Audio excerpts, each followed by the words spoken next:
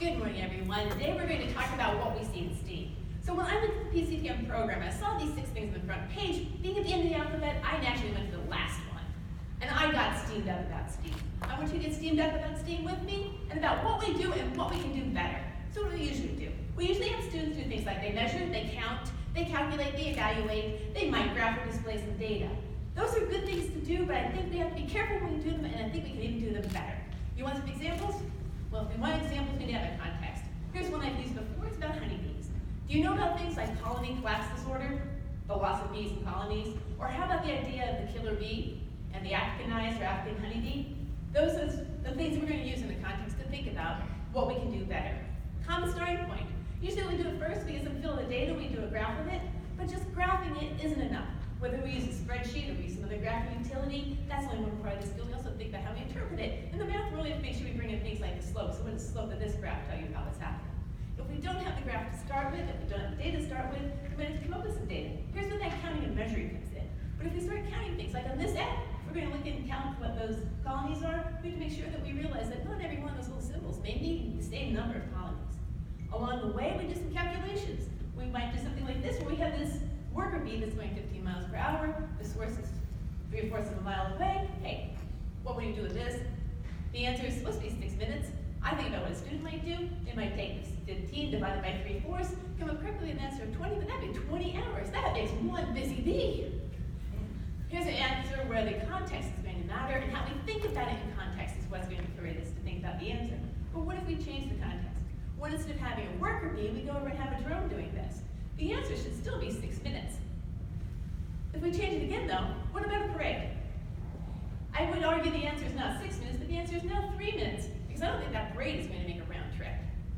So when we think about what we can see in STEAM, we can see these things that we usually do. When we think about that M, it's not just math. It's really the mathematical sciences. And here's a time and place where we can think about things differently, including statistics and mathematical modeling. Thank you, Tom, for warming us up on this one. So when we think about statistics, it's not enough just to think about curve fitting, but we also think about interpreting it and what it means in the world around us. It's not enough to think about just things like the average of a set of data, but what that really means, because variation matters when we're talking about statistics.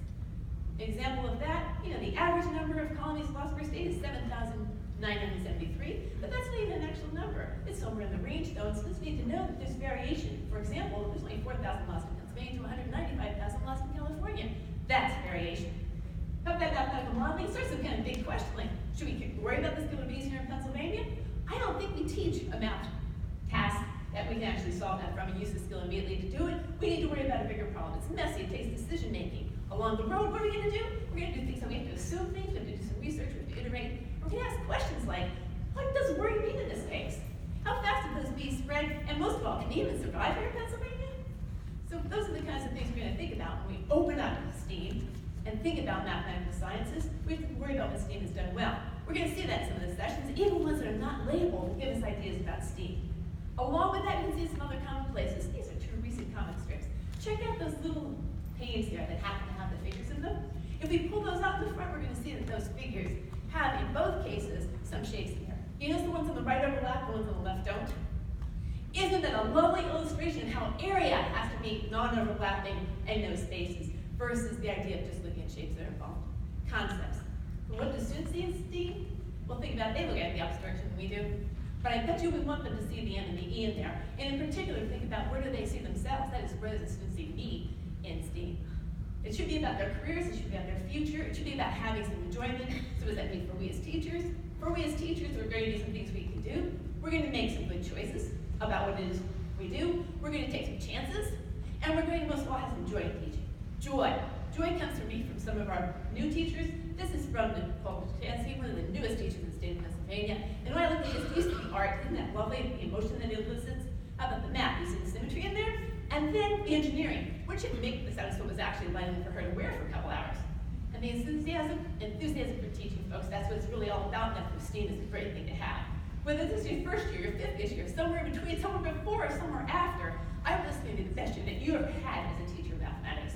And beyond that, more than anything else, right now, I want to say thank you for everything that you do, for how you influence students, and as you go forward with the rest of this conference and through this year, will you please steam ahead?